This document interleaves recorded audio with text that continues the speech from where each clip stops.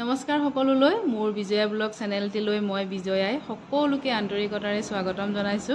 আশা কৰো আপোনালোক সকলো ভালে আছে আৰু বহাগ মাহটো আছে সকলোলৈ বহাগৰ উলগ জনাইছো।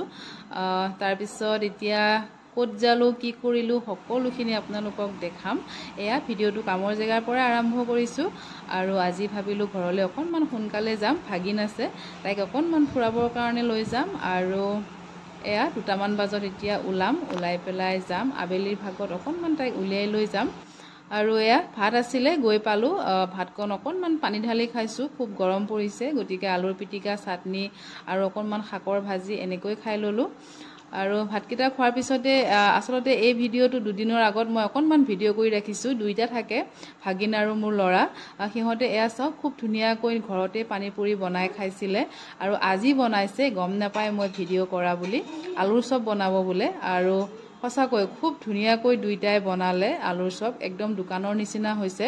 আচলতে ল'ৰা ছোৱালীৰ মাজত কিছুমান প্ৰতিভা থাকে আৰু সেই প্ৰতিভাসমূহ তেওঁলোকক এৰি দিব লাগে। যিটো কাম কৰি ভাল পায় তেওঁলোকক কৰিব দিব লাগে। খুব ধুনীয়াকৈ বনাই খোৱালে, খুব ভাল লাগিলে। আৰু মোৰ ল'ৰায়ো অকনমান কিটচেনত এনেকৈ দেখা পাই থাকে, সিও বনোৱাৰ প্ৰতি বা খোৱাৰ প্ৰতি অকনমান আগ্ৰহী ঘৰুৱা বস্তুবোৰ। তাৰপিছতে এয়া আহিলো আমি চিটি চেণ্টাৰ, তাতে অকনমান গেম খেলো বুলি ক'লে ল'ৰাই, সেয়া অকনমান গেম খেলিলে। তাৰপিছতে এতিয়া কিবা এটা খাবৰ কাৰণে অৰ্ডাৰ দিম। আচলতে কাপোৰ বা কেনেকুৱা বস্তু কিনিবৰ কাৰণে অহা নাইকিয়া, এনেই অকনমান ফুৰিবৰ কাৰণে আহিলো আৰু তেওঁলোকে খুব ধুনীয়াকৈ সজাই থৈছে সন্মুখতে বিহুৰ ঢুলীয়া নাচনী এনেকৈ। আৰু এয়া পিজ্জা এটা অৰ্ডাৰ দিলে আৰু যিহেতু গধূলা সময় হ'ল গতিকে কিবা এটা খাই কৰি ললো আৰু 2টামান বজাৰো আছে গতিকে সেই বজাৰকেইটাও ধুনীয়াকৈ কৰি মেলি ল'ম।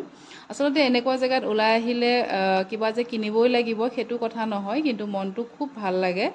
বহুদিনৰ মূৰতে আহিলো, আহাও নাছিলো অলপ দিন, গতিকে এয়া এতিয়া আহিলো। এয়া যাবৰ কাৰণে ওলাইছো বাহঁতৰ ঘৰত, কাৰণ ভাগিন আহিছিলে মোৰ লগতে হলিডে আৰু তাইক থবৰ কাৰণে যাওঁ আৰু তাতে বাহঁতৰ ঘৰত কি কৰো কি নকৰো সকলোখিনি আপোনালোকক দেখাম বলক। আৰু তাইক এতিয়া লৈ যাম। পিছদিনাখন হ'ল, আচলতে ভিডিও দুদিনৰ হয়, আগদিনাখন দেখালো আৰু পিছদিনাখন ৰাতিপুৱাই আমি ওলালো। খুব বেয়া লাগিছে তাইক লৈ যাম, ইমান দিন থাকিলে, হলিডে মই লৈ আহিছিলো। আচলতে ভাগিনবোৰলৈ খুব মৰম আৰু তাই ডাঙৰ ভাগিন, মোৰ নিজৰ বা নহয়, মোৰ বৰ্তাৰ ছোৱালী, কিন্তু নিজতকৈও বহুত আপোন। আৰু এয়া নগাঁও পালোগৈ, অকনমান কিবা কিবি বজাৰ আছিলে কৰি ললো। আচলতে বাইকবিলাক মাকৰ নিচিনা হয় আৰু আমি সৰুৰে পৰাই ডাঙৰ হ'লোঁ, গতিকে তাইৰ লগত খুব এটা ঘনিষ্ঠতা সম্পৰ্ক আৰু এই সম্পৰ্ক নমৰালৈকে থাকিব। আৰু এয়া বাৰ ঘৰ আহি পালোহি, পটককৈ সোমাই আহিলোঁ, ভিডিঅ'কণ কৰিবই নহ'লে, ভিতৰ পালোহি আহি। আৰু এয়া বাৰ এয়া আহি পোৱাৰ লগতে চাহৰ যোগাৰ কৰিছে বা ভিনদেউ। আচলতে তাইৰ হেঁপাহ মৰমবোৰৰ কাৰণে এনেকৈ অহা যায়। মই কিন্তু আগতে আহিছিলোঁ বিয়া নহওঁতে, আজি 13 বছৰৰ মূৰত আকৌ আহিবৰ কাৰণে আজি এই সুবিধাকণ মিলালে। আহিমকৈ আহিবই পৰা নাছিলোঁ। হাজবেণ্ড আহিছে, এওঁ দুবাৰেই আহিলে, কিন্তু মই অহা নাই বা ল'ৰাকো লৈ অহা নাছিলোঁ। আজি আহিলোঁ বাৰ ঘৰত এসাঁজ খাম বুলি। আৰু এয়া ভাগিন, তাইক এৰি থৈ যাব লাগিব এতিয়া, আকৌ মাতিছোঁ। এয়া কাপোৰযোৰ অকণমান চেঞ্জ কৰি ল'লোঁ, অকণমান ফ্ৰী হৈ ল'লোঁ। তাৰপিছত এয়া বাহিৰাখিনি অকণমান দেখাই দিছোঁ, ঘৰটো বাহঁতৰ ঘৰ।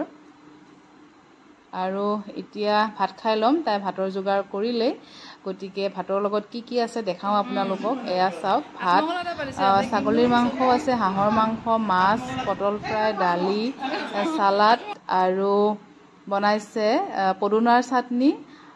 চাওকচোন ইমানবোৰ তাই যোগাৰ কৰিছে। সঁচাকৈ এই হেঁপাহকণ, আচলতে খোৱা বোৱালৈ কথা নাই, কিন্তু হেঁপাহ মৰমকণেই আচলতে টানি আনে। আৰু এয়া ভাত খাই ল'লোঁ, সকলোৱে খাই ল'লোঁ আমি। খুব ধুনীয়াকৈ ভাত সাজ খালোঁ আৰু এতিয়া যাবও হ'ল, যিহেতু গুৱাহাটী আহিম, অকণমান দূৰ হয়, গতিকে 5:30মান বজাত ওলালোৱেই। আৰু এতিয়া সকলোকে বাই বাই দি আহিলোঁ। খুব বেয়া লাগিলে, আকৌ বা কেতিয়া অহা হয়। গতিকে এয়া আহিলোঁ, অহাৰ পিছতে নগাঁৱত দেখা পালোঁ কিবা মেলাৰ নিচিনা হৈ আছে। আচলতে গাড়ীত আহিলে এনেকুৱা কিছুমান বস্তু দেখা পালে ভাল লাগে মনটো অলপ সময়, আৰু যামৰ কাৰণে গাড়ীখন লাহে লাহে গৈছিলে আৰু অকণমান চাই আহিলোঁ। কিবা পূজাৰ নিচিনা পাতিছে, কি পূজা পাতিছে ভালকৈ ধৰিব নোৱাৰিলোঁ।